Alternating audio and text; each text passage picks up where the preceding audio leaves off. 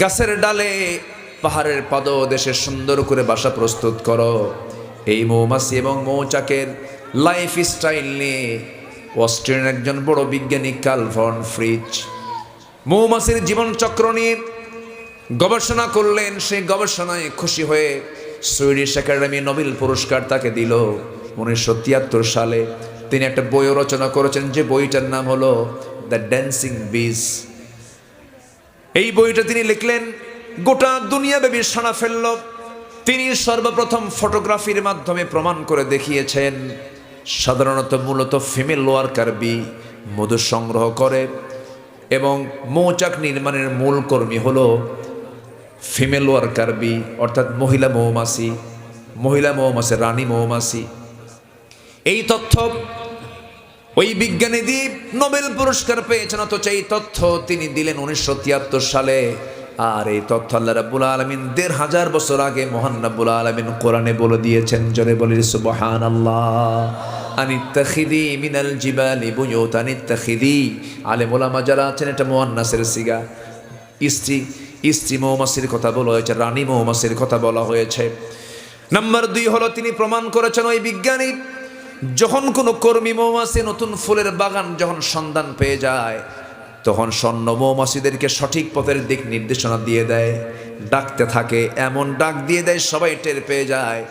আর এই নাচের নাম দিয়েছেন এই বিজ্ঞানী দ্য ড্যান্সিং বিজ, ওয়াগল ড্যান্স বলেছেন। ওয়াগল ড্যান্স যা পৃথিবী জুড়ে সাড়া ফেলে, অথচ এই পুরাতন তথ্যটা আল্লাহ রাব্বুল আলামিন 1500 বছর আগে আল্লাহ পাক দুনিয়াবাসীকে জানায়া দিচ্ছেন। সুম্মা কুলি মিন কুল্লি সামারাতি ফাসলুকি সুবুলা রাব্বিকি যুলুলা।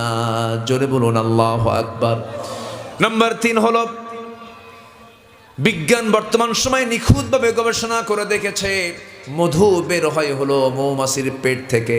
মৌমাছির পেট থেকে মধু বের হয়। আগে মৌমাছি মধুগুলো খেয়ে ফেলে, রসগুলো খেয়ে ফেলে, এরপরে তার পেট থেকে এই মধুগুলো বের হয়।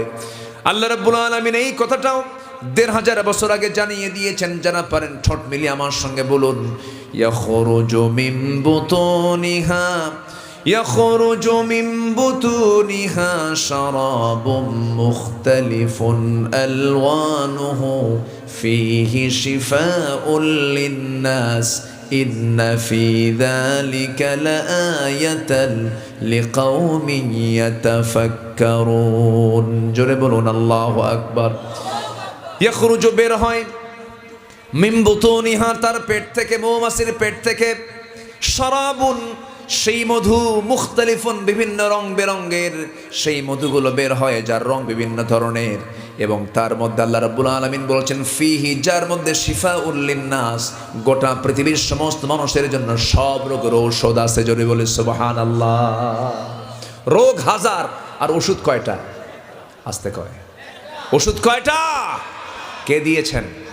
কার মাধ্যমে? মৌমাছি। এখন শোনেন, এলাকায় মধু পাওয়া যায় নাকি? আমার দিয়েনতে যাওয়ার সময় খুব কম, তো এখানে মধু পাবেন কেমনে? তবে না, কিছু আছে তো গাজীপুরের দিকে, এই পাশে দিয়ে কিছু, হ্যাঁ আছে, গাছগাছালি আছে, কিছু আছে। তবে মধুর ডিপো হলো আমার দেশে হলো সুন্দরবনে। কোথায় বলেন? সুন্দরবন, বিশাল তো। সেই মধুর স্বাদই অন্যরকম। এই স্বাদ অন্য রকম, এটা নিয়েও কথা আছে। আমি ওদিকে যেতে পারবো না আজকে। এই শুধু মৌমাছি নিয়ে যদি কথা বলে 2 ঘন্টা লাগবে, এত তার বিশাল তথ্যের মধ্যে আল্লাহ পাক লুকিয়ে রেখেছেন। তো মধুগুলো এক ধরনের, 1 কেজি মধুর দাম কত? হ্যাঁ, 1000, 2000, 3000, নয় 5000ই ধরেন। 1 পাউন্ড মধু বানাতে 550 মৌমাছিকে 20 লাখ ফুলে ভ্রমণ করতে হয়। কেউ তো সুবহানাল্লাহ বললেন না, মনে হয় বোঝেন নাই সবাই। 550 মৌমাছিকে 1 পাউন্ড মধু বানাতে 550 মৌমাছিকে 20 লাখ ফুলে ভ্রমণ করতে হয়। এক একটা মৌমাছি 80,000 কিলোমিটার পথ অতিক্রম করে, 80,000 কিলোমিটার পথ। অন্য একটা তথ্য মতে এসছে 14.5 লক্ষ কিলোমিটার পথ পাড়ি দিলে পরে 1 পাউন্ড মধু তৈরি হয় 14.5 লক্ষ কিলোমিটার, মানে হলো গোটা দুনিয়াকে 2-3 বার ঘোরা সম্ভব। এরপর 1 পাউন্ড মধু তৈরি হচ্ছে, আর সেই মধুর মধ্যে যদি কেউ কালীগঞ্জের কাপাসের যদি মিষ্টির শিরা যদি ঢুকায় দেয়, তার কি একবার ফাঁসি হওয়া দরকার না বারবার ফাঁসি হওয়া দরকার? কি কথা কি বুঝতেছেন আপনারা? এগুলো কি ইমানদার করবে নাকি? ইমানদার এগুলো করবে না, ইমানদার এগুলো করতে পারে না। আবার এই মৌমাছি যে জায়গায় মধুগুলো রেখে দেয় তার নাম হলো মৌচাক। এই মৌচাকের মধ্যে যে মধুগুলো রাখে, এর আভ্যন্তরীণ তাপমাত্রা সর্বক্ষণ রাখতে হয় 35 ডিগ্রি সেলসিয়াস। 35 ডিগ্রি সেলসিয়াস, 35-এর নিচে থাকলে এই মধুগুলোর কার্যকারিতা নষ্ট হয়ে যাবে। আবার যদি 35-এর উপরে যদি যায় তাও নষ্ট হয়ে যাবে, নিচেও আসা যাবে না, উপরেও যাওয়া যাবে না। হঠাৎ করে 40 ডিগ্রি সেলসিয়াস হয়ে গেছে, সেই সময়ও মৌচাকে থাকে সব মৌমাছিগুলো তাদের 2টা পাখা ঝাপটান মারে 40 ডিগ্রিকে কমানোর জন্য। তারা ভিতর থেকে বাতাসগুলো ওই পাখা দিয়ে ঝাপটায়, তারা বাতাসগুলো বের করে 35 ডিগ্রি সেলসিয়াসে নিয়ে আসে। কেউ তো সুবহানাল্লাহ বললেন না। আবার যদি তাপমাত্রা কমে যায় 30 থেকে 35 করতে হবে, তাপমাত্রা বাড়াতে হবে, সেই সময় ওই মৌমাছিগুলো পাখাটা উল্টা করে ঝাপটান মারতে থাকে, সঙ্গে সঙ্গে তাপমাত্রা স্বাভাবিক হয়ে যায়। জোরে বলে সুবহানাল্লাহ। সেই মৌমাছির এই বিশাল প্রোডাকশন, আল্লাহর দেওয়া মধু, যাতে আল্লাহ রাব্বুল আলামিন সব কিছু রেখে দিয়েছেন, সেই মধুর ভিতরে শুধু মধু কেন, সব খাদ্যের মধ্যে যারা ভেজাল দেবে তাদের কি ফাঁসি হওয়া দরকার না বলেন তো? এটা কি ছোটখাটো কোনো অপরাধ? অনেক বড় অপরাধ। আমার বন্ধুগণ, কথার তো কোনো থা নাই, বহু দিকে চলে গিয়েছিলাম। আসুন আমরা মূল্যায়নের দিকে আসি। ইসলাম ক পূর্ণাঙ্গ না পূর্ণাঙ্গ? ইসলাম ক পূর্ণাঙ্গ না পূর্ণাঙ্গ? ইসলামকে আমরা পূর্ণাঙ্গ মানবো জীবনের এক জায়গায় না সব জায়গায়? নামাজ পড়ে সুদ খায়, আছে না নাই? নামাজ পড়ে সুদ খায়, এলাকায় সুদ নাই তো, তাহলে থাক নাই, সুদ নেওয়া না করি, যেহেতু আছে, যেহেতু নাকি এরকম কিছু করব না? সুদ থাক, যেহেতু এলাকায় আছে সুদের ওয়াজ আর করবো না। না করব, করব, আপনি না বললেও তো করব, আপনি না বললে আরো বেশি করে করব।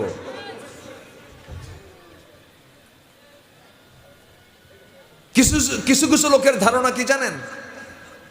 সুদও খাবো, নামাজও পড়বো, মদও খাবো, যাকাতও দেব, জেনাও করব, হজেও যাব। Plus minus minus. কি কথা বোঝেন নাই? ওই এক বেচারি কুরবানির আগ দিয়ে, কিসের আগ দিয়ে?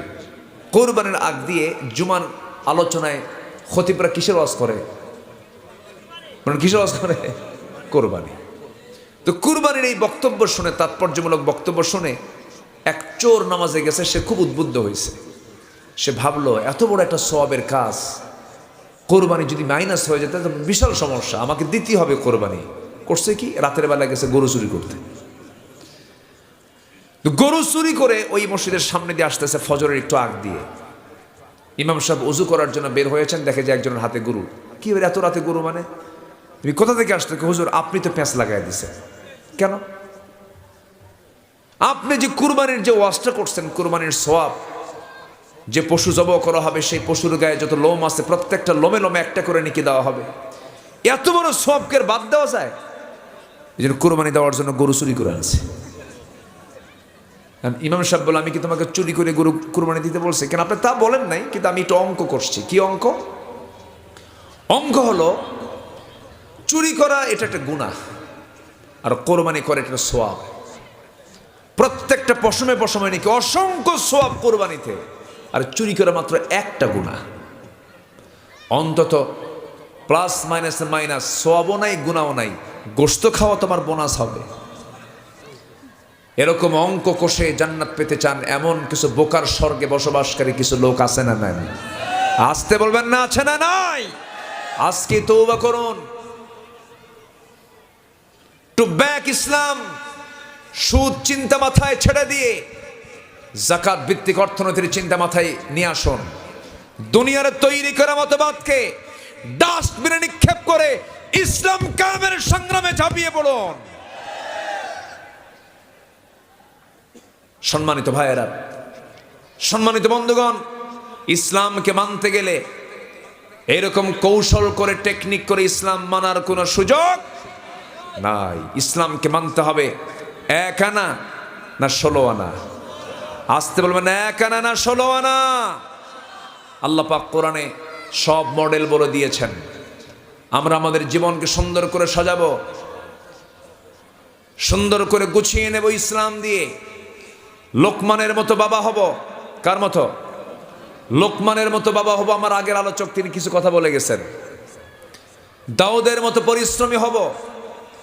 মারিয়াম আলাইহিস সালামের মতো ধৈর্যশীলা হব। রহিমার মতো প্রতিভক্ত হবেন আমার মায়েরা। আম্মা জান আয়েশার মতো শিক্ষিতা হতে হবে। খাদিজার মতো নবীভক্ত হও।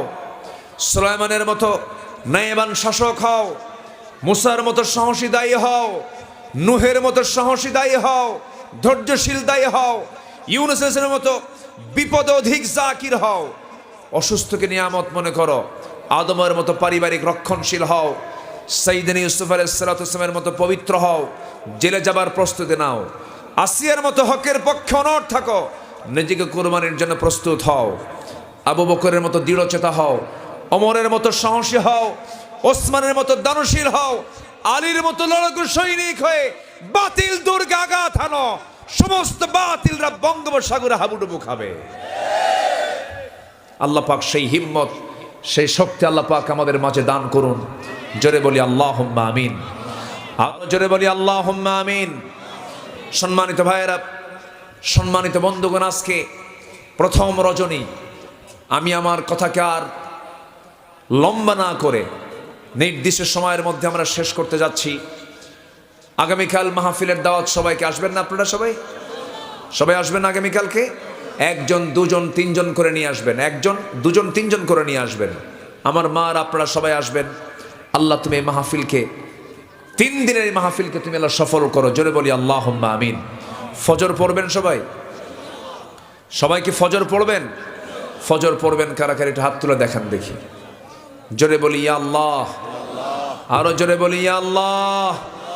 আমাদেরকে ফজর, জোহর, আসর, মাগরিব, ইশা 5 ওয়াক্ত সালাত আদায় করার তৌফিক তুমি আল্লাহ দিয়া দাও। জোরে বলি আমিন। আরো জোরে আমিন। আরো জোরে আমিন। সবার বাড়িতে মা বোন আছে না নাই? নামাজ না পড়লে, যদি বউ নামাজ না পড়ে কি করবেন? এই ওঠে কে? দোয়া ছাড়া ওঠেন কেন? বসেন। আমি তো শেষ করে দিয়েছি, আপনি বসেন, আমরা দোয়া করব। বউ যদি নামাজ না পড়ে কি করবেন বলেন? হ্যাঁ, উপদেশ দিয়েও কাম হয় না, কি করবেন তখন? কাম সারছে, কয় পিটাবো পিটাবো। এ তো মার্ডার কেস দেখতেছে। বউ পিটান কি এত সস্তা? বউ পিটান কিন্তু সস্তা না। যে বিয়ে করছে সে মনে হয় এরকম কথা বলার কথা না। বউ পিটান কিন্তু এত সহজ না। যারা বিয়ে করেছেন এমন কোন স্বামী নাই বউকে ভয় করে না। এই ভয় করেন না? এই যে ভয় করেন। বউকে না ভয় করলে তো সংসারই হবে না। তো এটা এই ভয় সেই ভয় না, এটা সম্মান। এটা কি বলেন তো? সম্মান। স্ত্রী স্বামীকে সম্মান করবে, স্বামী স্ত্রীকে সম্মান করবে। আপনি মারবেন কেন? আগে অ্যাকশনে যাবেন কেন? মারতে যাবেন কেন? মারা যাবে না তো। তবে 4টা কারণে স্বামী তার স্ত্রীকে শাসন করতে পারবেন, মারতে পারবেন। হয়তো এখন মাদের মনে টেনশন হলো, হুজুর এতক্ষণ ভালোই ছিলেন, এখন আবার কি শুরু করলেন? মারার অর্ডার দিয়ে যাচ্ছেন আপনি।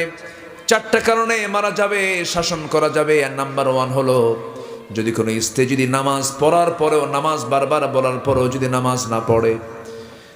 নাম্বার 2 হলো, রমজান মাসে রোজা যদি না রাখেন। নাম্বার 3 হলো, স্বামীর যদি আনুগত্য না করেন। নাম্বার 4 হলো, তবে স্বামীটা ভালো হতে হবে, ফেরাউনের মতো হওয়া যাবে না। নাম্বার 4 হলো, যদি সতীত্বের যদি হেফাজত না করেন। এই 4টা কাজের জন্য প্রত্যেক স্বামী তার স্ত্রীকে শাসন করতে পারবেন, মারতে পারবেন।